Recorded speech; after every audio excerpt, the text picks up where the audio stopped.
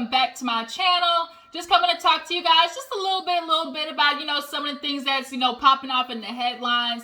Y'all, it is madness right now, just in general when it comes to this Astroworld situation. So I just wanted to come and talk to you guys about that. And, a couple other, little things, like I said, that's, just kind of everybody's, chit-chatting about. So I'm going to do a review for Black Ink Crew Chicago after this, but I just wanted to come and talk to you guys because I have another episode of Daily Squeeze in a minute. So let's go ahead and get into it, you guys, kind of talk about, some of the stuff, give my little 2 cents on what's going on. Yeah, so if you're new to my channel, go ahead and hit that subscribe button. If you are a reoccurring viewer, you know what to do. Drop down in the comments, let me know that you stopped by, and tell me your thoughts on, some of the things that we discussed today, okay? You know what to do. So, what I want to open up with, let's kind of get out, the little bit, out the way. Let's talk real fast about Baby Blue, this nigga. I would be wearing a baby blue shirt. But let's talk about him, from Pretty Ricky. So we all know he was amongst a lot of celebrities and, influential people who say they got it like that. He was amongst a few that decided they was going to commit PPP fraud, okay? And looks like the IRS and the government got that ass. And he is going to jail. They put Arkansas Mo in jail for 17 years. I was like, damn. I mean, I know he committed fraud, but dang, he ain't commit murder 17 years. Like, y'all gotta understand, niggas, y'all can't be doing what these white folks do. Like, 17 years? I think he only got $3 million on his little PPP fraud. But Baby Blue, apparently, he got like 20 million, if I'm remembering correctly. Wasn't it like 23 million or something like that he committed fraud for? So he going to jail for a little bit, for sure. But that's not what we talking about really in particular. What we trying to get at is this nigga's post talking about he wants a ride or die. He wants a woman that's going to be beside him, put money on his books, be loyal to him while he's locked up. Do good with his money, flip his money, take care of him, POP, hold it down type bull. I was just like, the nerve of him, and just the nerve of men in general, to be in a messed up situation and to show what their character is, and just be like the messed up dudes that they are, but then still be really out there, raising their hand, talking about, I want me a ride or die, type of woman. And it's like, but you don't deserve that, for one, because you ain't been treating, women that you have had in the past, right. So why would you treat this one right? And then secondly, like, bitch, who wants to hold you down while you in jail? Not even jail. You probably going to prison. Prison. Everybody knows jail and prison are 2 different things, bro. You might be going to prison. And now you trying to put your application out there for ride or die hoes. And you know what? Somebody's going to fulfill it. Some dumb broad is going to fulfill his fantasy of being basically the next Gucci Mane, because that's really low-key what he wrote down. He trying to be the next Gucci because he talking about, a woman that's going to take my money and flip it. And we all know Keisha Kayor, famously, he said he gave her $1 million and she came back with 7. So he's basically looking for a bitch. Like, first of all, you ain't even going to have no money because when you, steal, fraud, they surrender everything. They going to get their money back. So they surrender everything. So what money are you talking about flipping? Nigga, you broke. Like, not broke, but broke. Like, they took all the cars, the homes, everything that's in your name, unless you one of those niggas who put their stuff in their mama name. Then you might got a little something, but the ride or die application, that's what we're doing now. So y'all drop down in the comments. Do y'all feel like somebody's going to fulfill Baby Blue's wishes of having a ride or die girl who's going to hold him down, be loyal, put money in his books, flip his imaginary cash, and then when he gets out, what is gonna happen? He gonna get out, he gonna be skinny like Gucci, go vegan, and do rich nigga shit. Like, I'm just confused. Baby Blue, I feel like, is in a fantasy world right now, and he's just trying to run from reality. And bruh, you can't skip town on this one. But yeah, that was Baby Blue. So let's move on to Henry Ruggs. Now, we all know he's a famous football player right now that is going to jail. So Henry got drunk, took off in his car, and killed a woman. Not only killed a woman, but y'all, she burned to death. Like, that is my biggest fear, y'all. My biggest fear in dying is suffering. Burning to death and drowning, I think, are pretty much everybody's like fear. Like, the idea of being stuck in a situation and not being able to do anything about it has to be the worst feeling, because in your head the whole time you're just thinking, I'm gonna die, I'm gonna die, I'm gonna die. Like, bitch, I want to die in my sleep, die immediately, no suffering. Like, I don't want that. And so nonetheless, Henry, he was going, I think they said either some sources said 120, others said 150. I'm like, bro, you can't even try to claim brake damage on 120, 100. Like, if you was maybe going 89, 90 miles an hour, you can claim that your brakes wasn't working. But at 120, like, bruh, you can't walk your way out of that one. Not only did you kill a woman, but a white woman, okay? White woman and her dog. We all know how people feel about animals, firstly. And in a white woman, like, I feel so bad for her family, because that's an unexpected loss. And then we also just got to think about, like, the reality of this man literally ruined his future. You didn't even get a good start. Y'all, they said he was #1 draft pick. And it just shows how fast life can just like that, just done. Now you're going to prison and ain't no team getting ready to pick you up after you get out. Now they talk about, obviously, the DUI adds to it. And so, like, it might be possibly, some years. He might do a dime because of this. And if he does, bro, you 21. You think you can ready to go out and get out of prison and have, like, this new, the Hollywood story that everybody loves to talk about, like the underdog story, when you get out of jail and you do better and, your life comes back full circle. This ain't gonna be one of them. This ain't gonna be, like, first of all, where is your money? Like, I'm sure he has some money. Like, who's gonna hold you down while you in prison?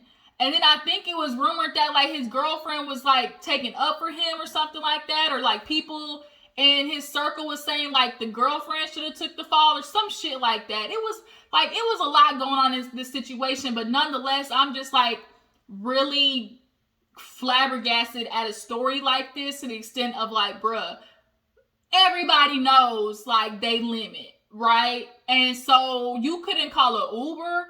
You didn't have nobody around you that was, hell, less drunk than you that could have drove your car home. You got money. So a lot of celebrities typically have a car service. So I'm just lost at all of the different ways this could have been avoided. And if you're drunk, why are you speeding like that? Everybody knows, everybody hates to admit it, but everybody in their younger years have been a little bit intoxicated and gotten behind the wheel. Is it irresponsible? Yes, but there is a true reality of, like, how they say, buzz driving. Like, buzz driving is drunk driving. Everybody has driven buzz. I'll put it that way. And so if you buzz at that, most people sit back, but when you out of it, you just kind of like, you up on the steering wheel like that. So it's just kind of like, and you driving hella slow, you paying attention to the speed limit, all that shit. So I was just like, he just basically said, fuck his life when he got in the car, like, for real. He didn't care. He probably was listening to music, bobbing his head, feeling like he owned the world because he #1 draft pick.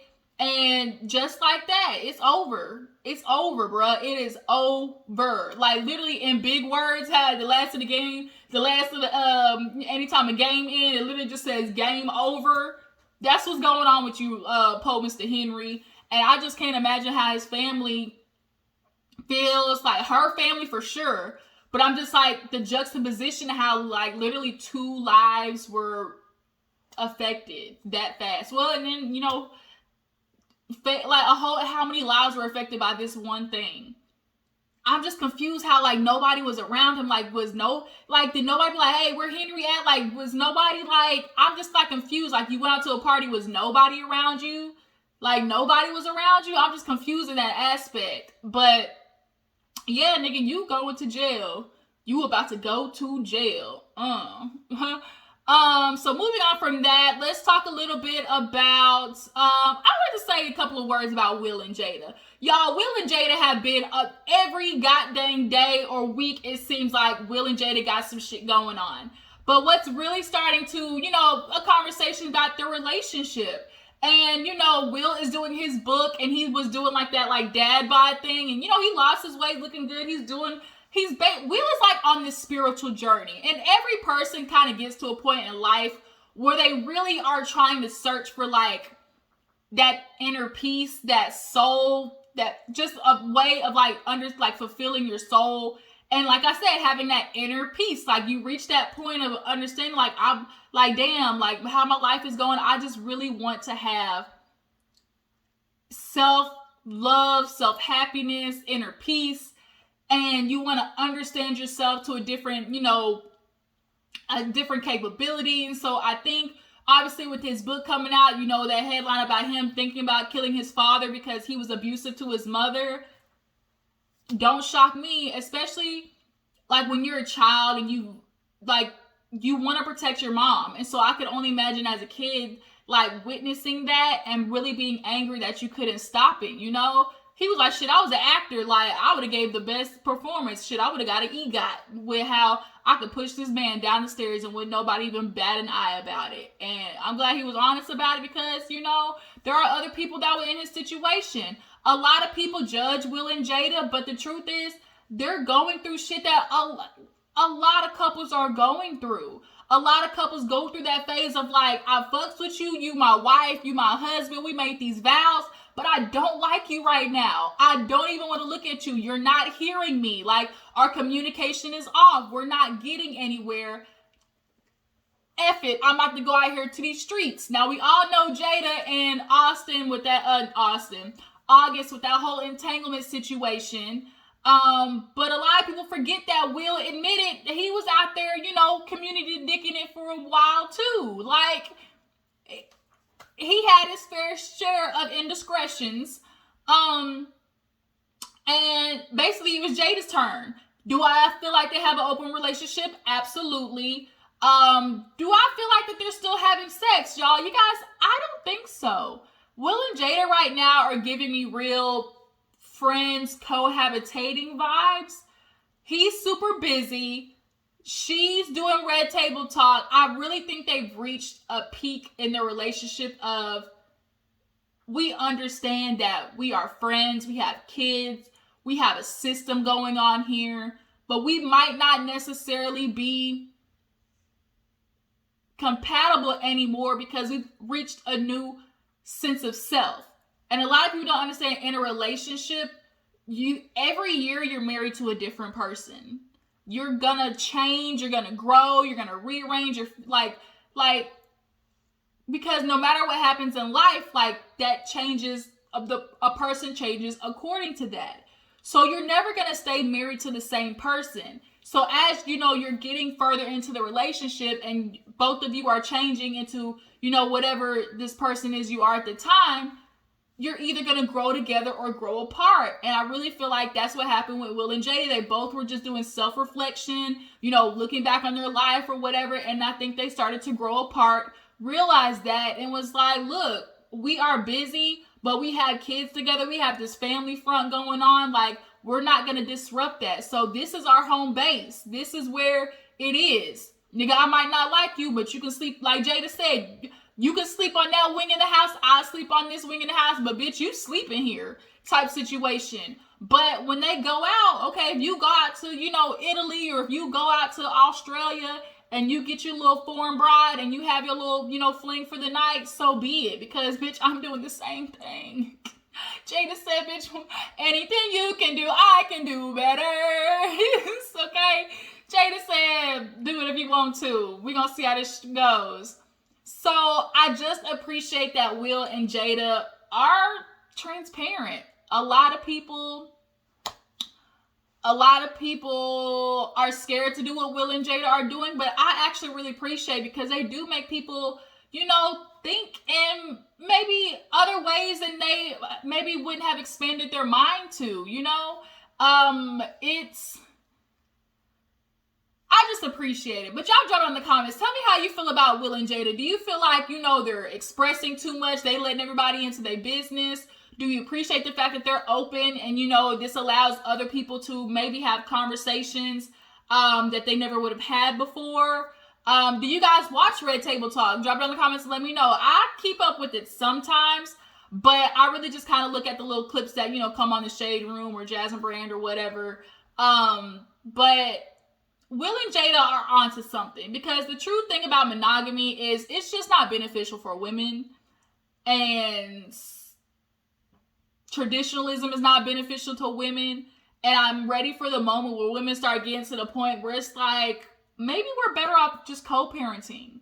You know, maybe we're better off, okay, maybe we have this home front, you know, we married and this is home base, but both of us get to do what we want, because we come back happy to each other.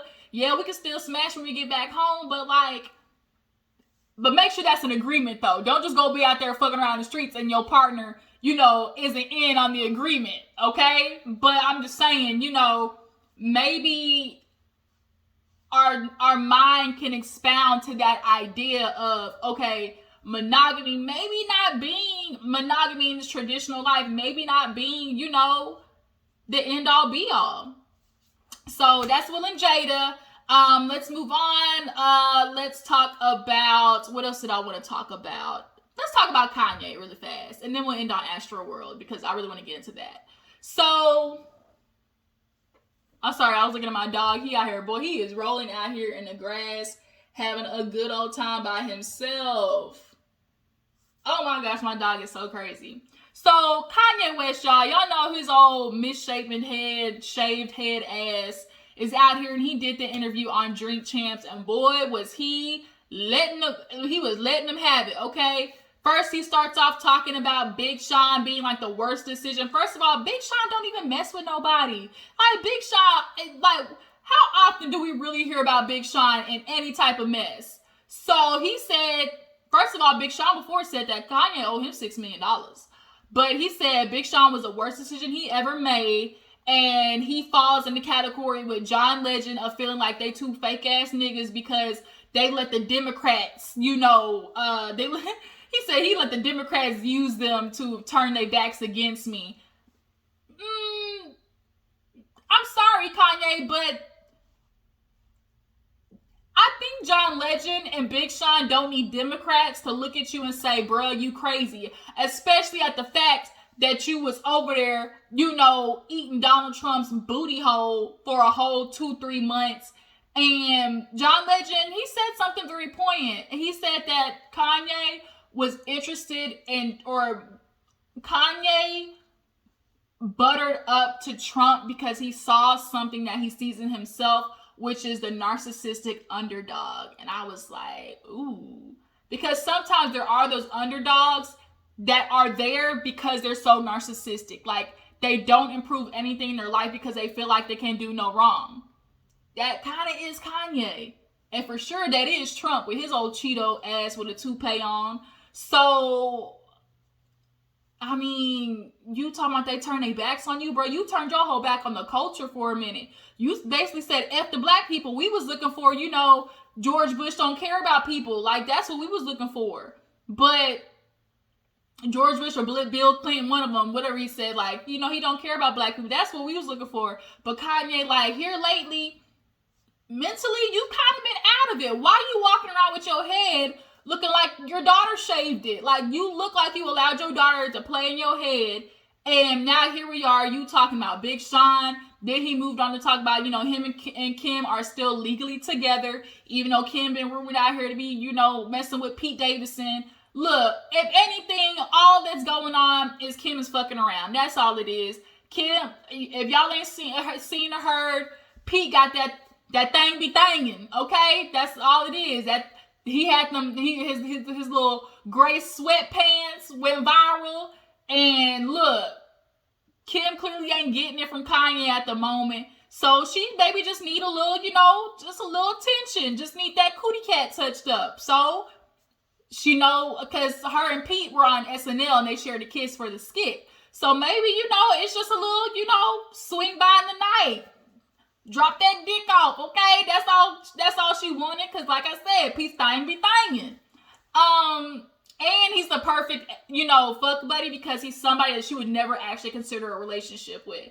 If you're in a situationship or you're just looking for a cuddy buddy, it's best for the person to be somebody that you would never consider being in a relationship with, so that way, feelings don't ever get involved, right? Because it's like, nigga, I would never date you for real, but, I mean, you just got good sex. So, that's kind of what's happening there, I think. But he was talking about how, my kids want us to see us together still, and, that's what I want, and, Kim and I really aren't divorced, and, we gonna be together, and it was kind of like, I hope, I think you may think that, but it don't look like Kim is really on that road right now, but she's just avoiding the divorce aspect of it, because here it is, Kim, this will be Kim's second divorce, second divorce, and at the end of the Kardashian show, she was like, oh my God, I'm embarrassed. Why can't I get a good relationship? Here I am getting divorced again. People are going to say this and that. So I also think that's what they're avoiding.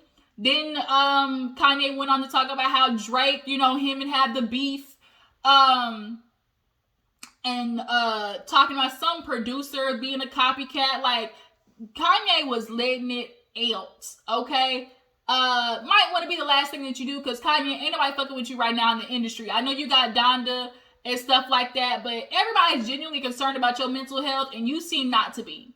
And that's a problem, okay? We need black men to be a little bit more serious about their mental health. But Kanye, I'ma pray for you, buddy. I hope you don't go over there, messing with Trump again, because we do not need that nigga resurfacing. He is like Beetlejuice. You say his name 3 times and it's like, hello, motherfucker. That's Trump. Beetlejuice. And then that nigga pop up out of nowhere. So then, let's kind of move on. Last but not least, let's get to Astroworld. This unfortunate situation, y'all. Because I don't think there's nothing else I was going to talk about. So let's get to Astroworld. So obviously everybody's heard about this Astroworld crowd surge, and everybody's pointing to Travis Scott, obviously, because it's his festival. And so far 8 people had died, 13 are injured, from what I read, and everybody's looking for somebody to blame. Everybody's looking for who to blame, because don't nobody, first of all, want that financial responsibility, because those lawsuits is gonna be steep. Not only is it physical damage, but mental and emotional. You claim that mental emotional distress, that's a cool $1 million right there, because all these people were, loading videos talking about how, it was so hard to breathe. It was so crazy, walking past dead people. I've never seen a dead body. There was this dude talking. He's like, I've never seen so many dead people. He's like, I'm just scarred. And another girl, she was like, I'm literally still hurting because I couldn't breathe. And so when you see the videos coming out, when they were packed so close, in your head, you can imagine close. But when I say close, literally not being able to move. So a lot of people aren't understanding 50,000 people showed up. First of all, let's talk about how this really went wrong for me and who I'm really looking at. I don't think Travis, Travis, he doesn't look like a person to be like that. I personally can't see like that. And I personally don't think him being on, the type of music that he has is super loud, super bass heavy. The fires and fireworks are going off. I don't think when you look out into a sea of 50,000 people, everybody's cheering, got their hands up. How are you supposed to tell somebody's raising their hand because they can't breathe? You can't read people's lips on stage. I just don't think it's fair is what I'm saying. For him to just be the person that they're blaming for people dying. That's just my opinion. It sucks for him. And of course it sucks for people who lost their lives and were injured. And I could imagine going to a concert and that being your last day, like, damn. And then, like, the people you went with, like, I couldn't imagine that type of scar. But also, too, now it's coming out that there's this, like, somebody was, what they say, spiking, or sticking. That's what they, like, sticking, basically. And somebody was going around with a needle poking people, which is why they were falling out. And that actually included a security guard. He said he remembered feeling like a little prick and was kind of like, ow. And then moments later, he actually passed out and they had to use Narcan, which is, you know, what they use for people who are on drug overdoses, and to bring him back. So when they looked, they said, oh no, it looks like there's an entry site of somebody, you know, sticking him. So the fact that that was happening, like, is crazy too. So first of all, I'm looking at people who are selling the tickets. If your venue holds 30,000 people, you should only be selling 20,000 tickets, is what I'm saying. Just because the venue can hold 50,000 people doesn't mean you sell 50,000 tickets. And that's where I'm looking at the people, you know, who are the ticket masters, you know, who are the venue people. I know this is Astroworld's, you know, concert, like Travis Scott's concert or whatever.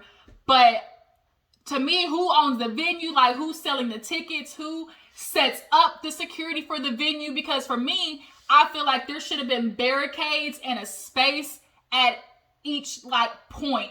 So in the back holds 10,000 people, you know, then have like a 10-foot space, and then put like the next row of fences, and then, you know, hold 10,000 people, and then a 10-foot space, and then the next row of people. Like, it should have been where there was walking capability in between each crowd part, so security could walk back and forth and search the crowd should anything happen or should they need to get somebody. But then there also is a video coming out right now of Travis Scott actually saying, hey, wait a minute, I think I saw somebody pass out. So if he was able to stop and do that, like, I don't know at what moment that was, that, you know, I don't know if that was the same concert too, but it's just a video that came out of him saying, oh, somebody passed out. But I am, you know, sympathetic to the fact that, you know, this is something that he's going to carry. You know, now the families are dealing with deaths and, like, they're looking for somebody to blame. But for me, when I think about a situation, although you want to blame the easiest target to fulfill that, it does no good. Like, you need to blame the right person to actually genuinely, I think, get peace at something. A lot of celebrities are offering support. I think they said Roddy Ricch offered his, you know, his pay to, you know, cover funerals and things like that. But the funerals ain't really the problem. It's all the lawsuits. Like, these lawsuits are going to keep coming and coming and coming. And they're all going to go after Travis Scott. Luckily, he with Kylie. You know, that bitch, she put out her little statement. All the celebrities is putting out their statements. Her, Kendall, Kim. I mean, good thing Kylie's a billionaire. You know, she can help her nigga out. I do feel bad for Travis, y'all. I really do. Like, I'm not so, like, I understand the families who lost people. And then there's like an 8-year-old, I think, who's in a coma right now. But there also is responsibility as a person who's going to the concert. Like, when you go somewhere, your safety is in your hands, right?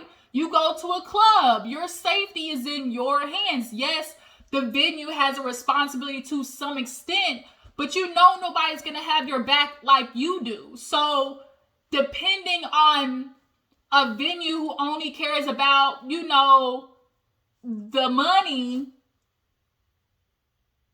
you got to understand, like, okay, if you know crowds are this, everybody talks about how Astroworld, they do mosh pits, they do those huge pits, and everybody now, first of all, I ain't doing no motherfucking mosh pit. You push me, bitch, I'm punch you in the face. But all, you know, they run around, and, you know, Travis says, you know, this is the energy I bring. Everybody comes here to rage. And now they're using those words kind of against him, which is what media does. They're trying to paint this narrative that, like, he wanted, you know, something this crazy to happen. And I don't think that's fair. But as a person who is a fan of Travis Scott, you know all of this goes on. And you know this many people go. So let me make sure I get to a spot where I am not, you know, engulfed with all these people. But to see, if y'all look on TikTok, like, they were literally this close, like, not even be able to move forward or back. And so if you fail, that was it. You were getting stomped on. And so that's what girl, she's like, I was trying so hard not to fall, because she's like, I knew if I went down, I wasn't getting up. And so, you know, of course, they're trying to help people who are passed out get out of the, you know, out of the crowd. But like I said, I really feel like there is a responsibility to the people who sell the tickets, the venue, because the venue, to me, a lot of times the venue is responsible for setting up, like, the crowd, the seating, the, you know, so, and then Travis is, I don't know if Travis is the one that hires the, like, that's what, like, there's going to be so many questions that need to get answers to, that this is going to take a really long time. I do feel bad for, like I said, the people who lost their lives, the family members who lost, you know, friends or, you know, family or what, and, you know, stuff like that. This is going to be a rough situation for everybody all around. But this is, you know, now a lot of celebrities shoot video. Tiana Taylor, she said, she said, girl, come on over. She said, it's my last tour. You ain't ready to sue me. Tiana Taylor was not here for that bullshit. She said, baby, come on over that fence. We're not doing that today. This is my last tour. We is not doing that. Adele, she's like, she passed out. Get her. Somebody get her. So now celebrities are definitely going to be more, you know, hypersensitive and making sure the crowd is okay. But as a performer, your main thought process, I'm going to give them a show. So, you know, even though people were coming to the cameraman and saying, hey, stop, somebody's dead. Like, my question is, what was the cameraman supposed to do? Like, who is he supposed to tell? Who, like, the cameraman, he feels like, okay, I got a job to record this. Like, I'm sure the decision-making process, like, do I just drop this camera and help? Like, and then for Travis, like, if you see people jumping up and down, your first thought isn't going to be them saying, help, I'm dying. You're thinking, like, because people rage at your show, that they're probably raging and cheering on. Y'all, that was a sea of 50,000 people. I want you to think about it. All shapes and sizes, you know, tall, short, big, like, so it's one of those fluke situations. And I don't want to say fluke, but just, you know, just one of those situations that is unimaginable. So if something is unimaginable, when it happens, you're like, wait a minute, what? Like, what? And then people was going around stabbing people with drugs, and then, like, what? So I feel bad for everything all around. This is going to be something that, you know, continues. They're looking for somebody to blame. They're looking for somebody to pay. Hell, emotional distress, mental distress. I feel so bad for, like, it's just so crazy, y'all. A lot of people said Travis Scott's apology was, you know, BS. I don't think it was, y'all. I truly think, like, and then they said, oh, he was partying, like, when he found out. And it was like, he probably went, you know, after to eat. And then, like, can y'all think about the relay process of, like, getting that information? Like, it probably took a while for, you know, once people get off the stage, they team, everybody just goes to the back. And then, you know, he changes, gets ready, and leaves. Like, he's not, you know, there's no, like, continuation, right, into the crowd or nothing. So, plus, then people are worried about the crowd at hand. So then, you know, they can't worry about Travis Scott, you know, passing information to him. They're just trying to keep this person alive. And then, you know, the adrenaline about that. Like, I just, like I said, this is just a crazy situation. And y'all drop in the comments and tell me what you think. Who do you guys feel is to blame? Who do you guys feel like is going to be most responsible? What do you think this means for, like, the concerts going forward? How it's going to be set up? Y'all drop in the comments and let me know. I appreciate y'all for tuning in. Follow my Instagram and Twitter, and I will catch y'all guys later. Bye.